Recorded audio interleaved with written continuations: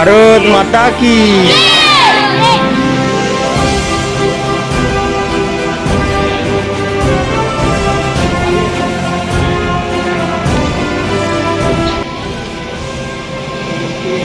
सभी लोग एक साथ ध्वज सलामी देंगे।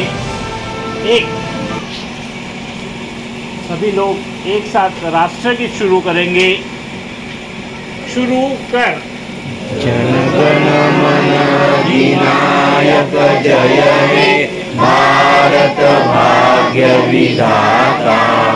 पंजाब सिंध गुजरात मराठा द्राविड उत्कल बंग विंध्य हिमाचल यमुना गंगा उच्चल जलधि तरंगा।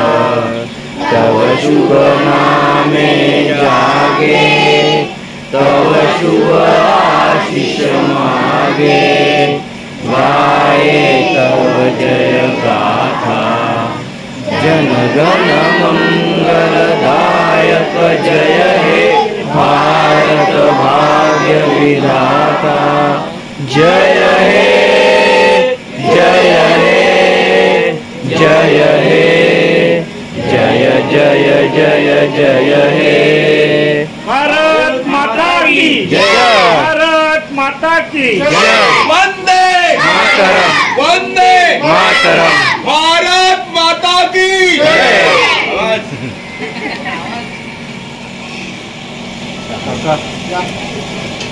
विनंतीपूर्वक स्वागत करतो आणि सर्वांना भारताच्या 78व्या स्वातंत्र्य दिनाच्या हार्दिक शुभेच्छा देतो। अख्ख्या मुंबईमध्ये संजय नगरचा जो ध्वजारोहण समारंभ आहे त्याला एक विशेष महत्त्व आहे, कारण या विभागातील ही जी छोटी छोटी मुलं आहेत ते ह्या कार्यक्रमाचं अतिशय सुंदरपणे आयोजन करतात आणि सुट्टीच्या दिवशी पण एवढ्या सकाळी लवकर उठून तयार होऊन ते इकडे येतात, म्हणून आपण पहिले त्यांचं सगळ्यांचं अभिनंदन करूया। तर या लहान मुलांना बघून मला एक तुम्हाला गोष्ट सांगावीशी वाटते। ही जी मुलं आहेत छोटी छोटी ही आपल्या पूर्ण विभागातली मुलं आहेत, सर्व जाती धर्माची मुलं आहेत, पण त्यांच्यात एक धागा कॉमन आहे, एक लाईन कॉमन आहे, ती म्हणजे मैत्री। त्यांची छोटी छोटी ते मित्र मैत्रिणी आहेत सगळे, त्यांच्या मनामध्ये कुठलेही एक दुसऱ्याबद्दलचे दुस्वास नाही, एक दुसऱ्याबद्दलचा राग नाही, फक्त मैत्री। हा जो भाव आहे मैत्रीचा, हा सगळ्यात निरागस आणि निष्पाप भाव आहे।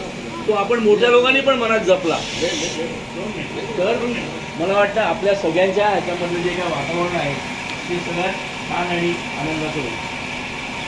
मी पुन्हा एकदा सगळ्यांना आजच्या स्वातंत्र्य दिनाच्या हार्दिक शुभेच्छा देतो आणि असेच कार्यक्रम करत राहा। लवकरात लवकर विभागाची सुधारणा होऊन द्या आणि हा एकमेव कार्यक्रम पूर्ण विभागाचं मार्गदर्शन करण्यासाठी प्रतिकात्मक आता आपण इकडनं करूया। धन्यवाद।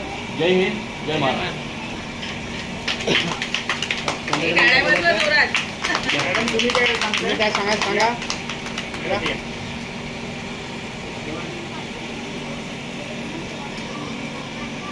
आपल्या संजय नगरमध्ये 2006 मध्ये अंगणवाडी सुरुवात झाली, अंगणवाडीची डिसेंबर महिन्यामध्ये। तेव्हा आम्हाला वाटलं नव्हतं की हा जो कार्यक्रम जो राबीत केलेला आहे गव्हर्नमेंट तो सक्सेस होईल, कारण सगळ्या शाळा वगैरे विविध माध्यमच्या निघाल्या, मराठी, हिंदी, इंग्लिश आणि सध्या इंग्लिशकडे कला माणसाचा भरपूर आहे। शून्यातून सुरुवात केली आम्ही 2006ला। आज 18 वर्ष झाले आम्ही नित्यनियमाने सेवा करत आहे। आम्हाला जे बोलतो ना मोठ्या शाळेमध्ये जो आनंद मिळतो टीचरला, तो त्याच्यापेक्षा जास्त द्विगुणित देणारा हा आनंद आम्हाला इथे मिळतो। आणि इकडच्या जे आहेत पालक त्यांचं पण सहकार्य मोठ्या प्रमाणात आहे। कुठलाही कार्यक्रम आम्ही जे घेतो, अन्नप्राशन वगैरे कसं करायचं मुलांना वगैरे, आहार सप्ताह, किशोरी मुलींचे कार्यक्रम खरोखर त्या ॲक्टिव्हिटीला सपोर्ट करतात। तिथे जी रॅली काढली जाते, मोठमोठे वेशभूषा वगैरे कार्यक्रम जे शाळेत होत नाही ना ते छोट्या ह्या आपल्या चाळीमध्ये होतात। ही परंपरा अशीच जोपासली गेली पाहिजे आणि पुढच्या पिढीला पण आपले जे आहे। आता सध्या काय झालं माहिती, शाळेमध्ये इंग्लिश आणि संस्कार हे राहिले नाहीत, सण कळत नाही मुलांना। पण अंगणवाडीच्या माध्यमातून ते साध्य करण्याचा प्रयत्न आम्ही करतोय. आता आम्ही विचार करतो 6 महिन्यापासून 3 वर्षाच्या आत ज्या मुलांना मोठी मोठी धोपटीच घेऊन तयार केले ना, त्या मुलांना लहानपणापासून कसं हातापायाची कशी ॲक्टिव्हिटी व्हायला पाहिजे. सध्या मोबाईलचं आकर्षण आहे, त्यामुळे आपल्या हाताचा आणि डोळ्याचा समन्वय साधलाच जात नाही. मोबाईल दाखवून अन्न दिलं जातं, मग ते कसं रोखोक केली पाहिजे, त्याच्यानंतर त्या मुलांचं संगोपन कसं केलं पाहिजे, त्याबद्दल आता सध्या आम्ही कार्यक्रम चालू केला आहे, आरंभ आणि प्रारंभ. त्याच्याकडे जास्त कल. मी काय म्हणते, एक चिमणी जेव्हा काहीतरी चिवचिव करते ना, तेव्हा 100चा आवाज जोरात होतो. तसंच एक पालक जेव्हा कोण मेसेज आमच्याकडून घेऊन जाणार आहे, तेव्हा ते 5 मधून 10 आणि हा असा करोडोपर्यंत पोहोचणार आहे. आज आम्ही 2 लाख आहोत अंगणवाडी सेविका. मी तर म्हणजे जगभरात सगळीकडे आपल्या देशासोबत अनेक ठिकाणी हीच प्रकल्प होऊ दे आणि सगळ्यांना याचा फायदा मिळू द्या. आणि प्रत्येक पॅरेंट्स ह्या एरियातल्या किशोरी मुली, ज्येष्ठ नागरिक आणि जे असेल हे आत्ताचे जे यंग जनरेशन आहे, काय कळत असेल त्यांनी खरोखर कधी पण मला येऊन भेटावं. मी सदैव तुमच्यासाठीच आहे आणि हे कार्य मी कायम माझ्या जीवात जीव असेपर्यंत करत राहणार.